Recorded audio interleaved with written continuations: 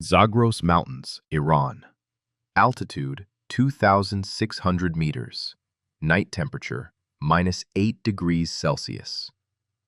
In the suffocating darkness of a February night, 84 Rangers from the 75th Regiment, the best of the best, crawl meter by meter across razor-sharp rock toward a target no one dared stare at the first time they saw it on the map.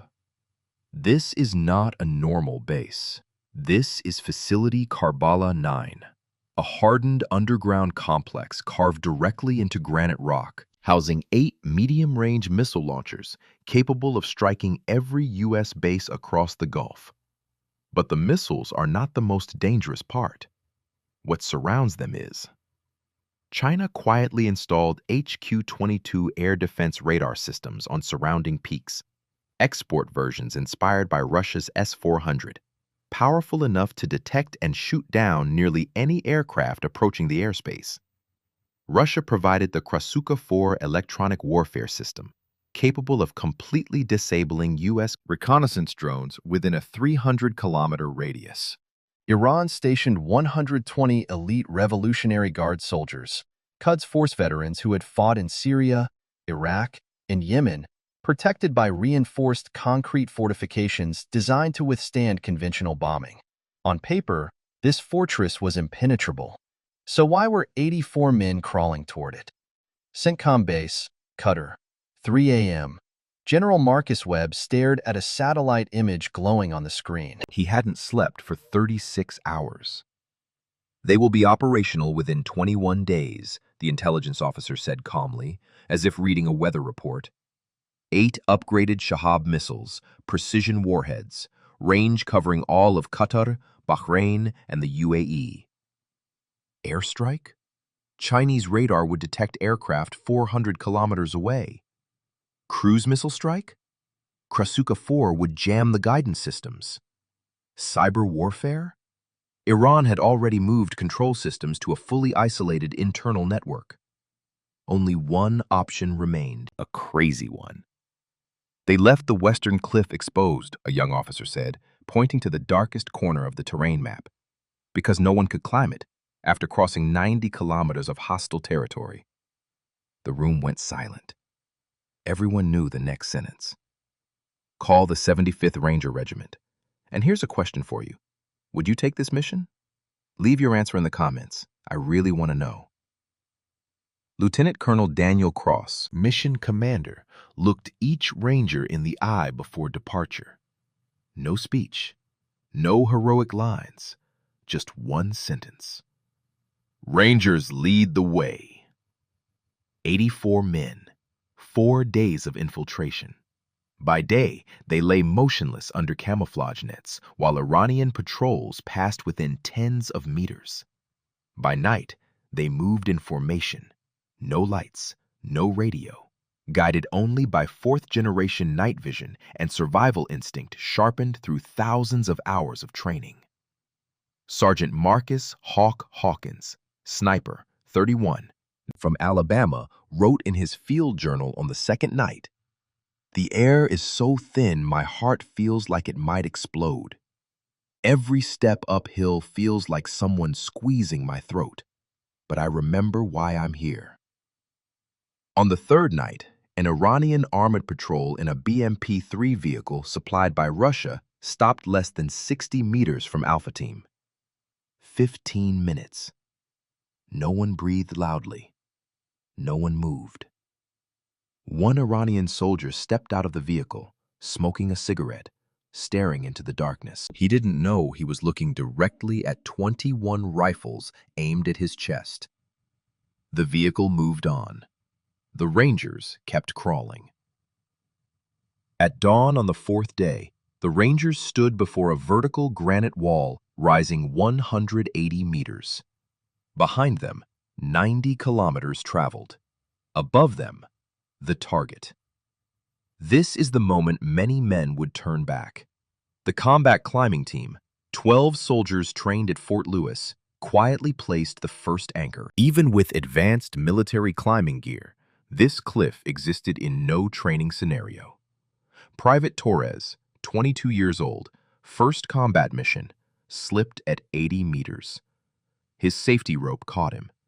His heart nearly stopped. He looked down at the abyss, then up again, and kept climbing. It took them 4 hours to reach the top. When the last ranger pulled himself onto the ridge, Cross checked his watch. 13:45. 45 minutes left to complete the mission. The clock had started ticking. The first second of war. This is where everything changed forever. 4 assault elements, Alpha, Bravo, Charlie, Delta, launched simultaneously at 14:30 from 4 directions, separated by seconds. Alpha hit the northern perimeter. Suppressed rifles. Quds Force patrols never understood what happened before the outer line collapsed. But Iran was no amateur. The moment gunfire erupted, Iranian commanders activated emergency defense protocols, procedures trained by Russia, supported by Chinese encrypted communications. Within 4 minutes, the entire base switched to combat mode. The Quds soldiers did not retreat. They counterattacked. Armed with PKM machine guns, upgraded RPG-7 launchers, and total terrain advantage, they turned every hallway and bunker entrance into a killing zone. Bravo platoon reached the command bunker, a reinforced structure 9 meters underground. PG rounds struck the door, no penetration.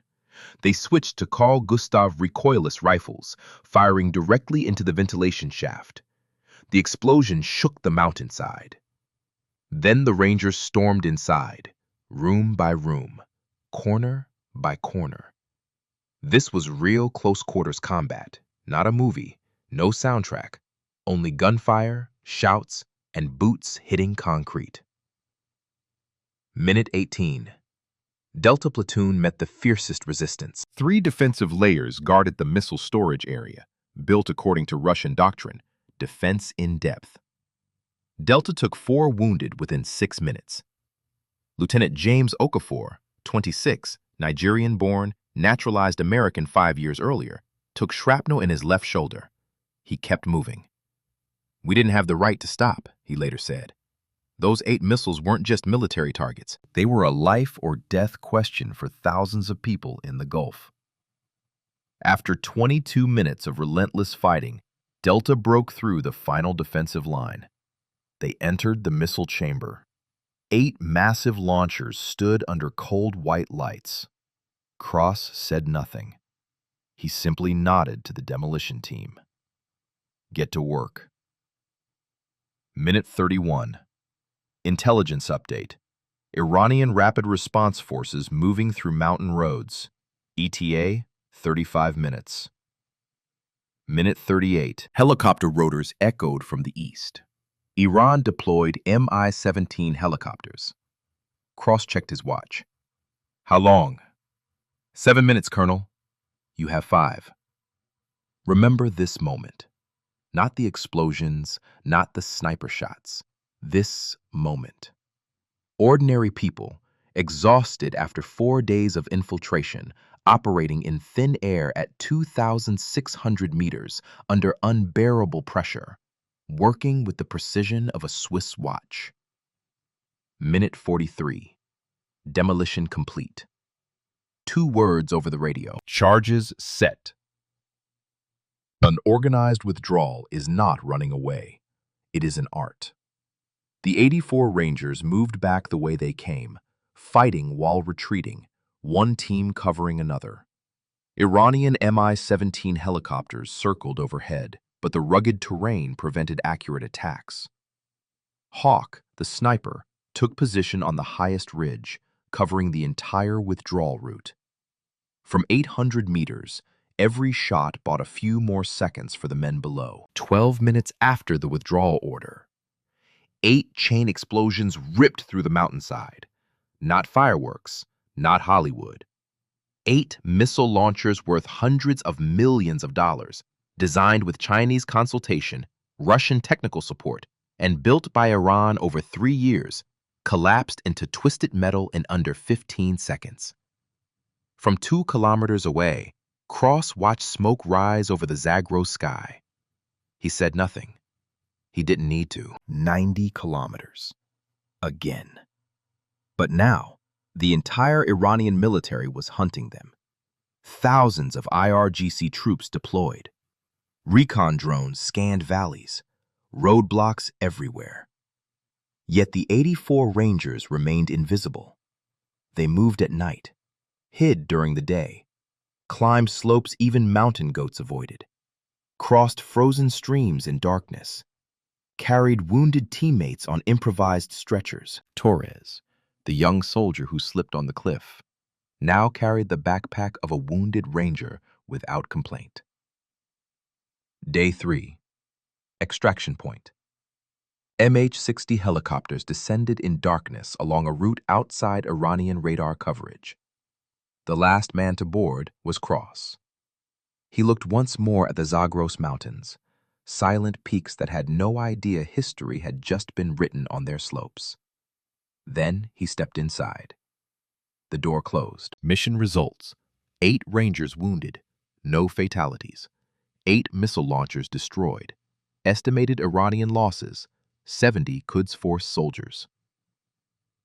Facility Karbala 9 no longer exists.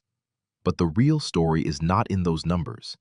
It is in Torres, 22 years old, climbing a cliff with shaking hands. In Okafor, shoulder bleeding, still moving forward.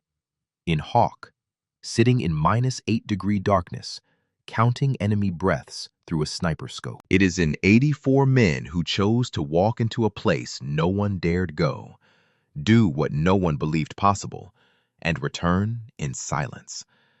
Because it's what they were born to do. Iran, China, and Russia can rebuild the fortress. They can install new radar, pour more concrete into the mountains. But there is one thing they cannot build, cannot mass produce, cannot import from any ally: the will of soldiers willing to do the impossible, not because they were ordered to, but because they believe in what they protect. One final question for you. If you were Torres, hanging 80 meters above the ground, hands slipping with cold sweat, would you keep climbing or let go? Tell me honestly in the comments, and if this story moved you, share it, because some stories deserve to be heard by more people.